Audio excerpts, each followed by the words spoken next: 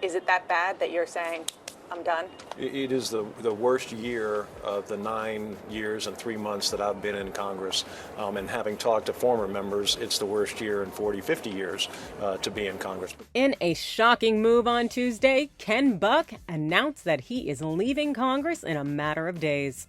No one is probably feeling the shockwaves, however, more than Speaker Mike Johnson. I was surprised by Ken's announcement. I'm looking forward to talking with him about that. Any comment about Trump not supporting this TikTok bill? Welcome into TYT Overruled. I am your host, Adrienne Lawrence. This is going to mean big problems for Speaker Johnson, especially when you look at what's on the docket. When they have to fund the government, they're trying to do it in a partisan way, and they have that aid bill sitting out that the Senate passed to Ukraine, to Israel, to Taiwan, that they're also trying to do in their own way. Every single vote counts here, and certainly this is bad news bears for Speaker Johnson. Mike Johnson is in a hell of a pickle. The Speaker of the House was caught off guard by the sudden resignation of Representative Ken Buck.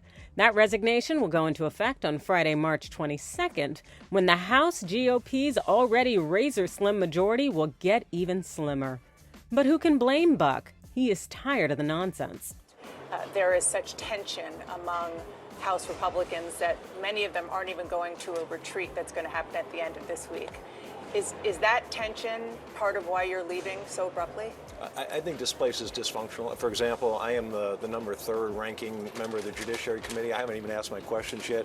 40, 50 people have gone before me. But that could be personal. It could be personal, but a lot of this is personal. And that's the problem. Instead of having decorum, instead of operating in a professional manner, this place has just evolved into this bickering and nonsense, and not really doing the job for the American people. Although Johnson was none too pleased to be blindsided by his colleague's announcement, the Speaker can take some solace in knowing that a Buck spokesperson reportedly left Johnson a voicemail about 30 minutes before the retirement announcement went live on social media. To say that Buck is not gelling with the GOP would be an understatement, one that's underscored in this interview Buck gave last week when speaking on his decision not to run for re-election. There are a lot of things that went into the decision, but really we're at a time in American politics that I am not going to lie on behalf of my presidential candidate, on behalf of my party. And I'm very sad that others in my party have taken the position that as long as we get the White House, it doesn't really matter what we say. Well, when asked about how Buck's departure will impact the GOP's efforts in the House, Johnson shared this. How will it impact you being able to wrestle more with this is another loss at least for the time being?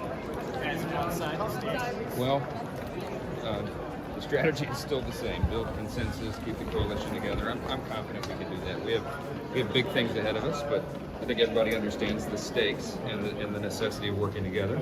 Sometimes we have to give up our preferences, but we're never going to compromise core principles. But we'll get the job done. We'll get the job done. While Speaker Johnson seems confident that his slim majority in the House will prevail, the question of who will take over Buck's seat remains in limbo.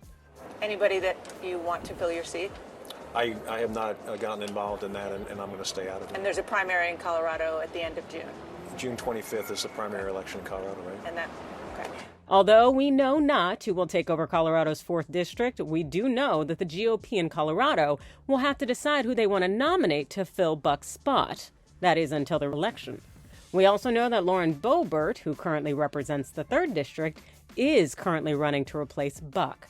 So do you think the GOP out there in Colorado is going to nominate Boebert to replace Buck? You let me know your thoughts in the comments below. Hit those like and follow buttons, and thanks for watching.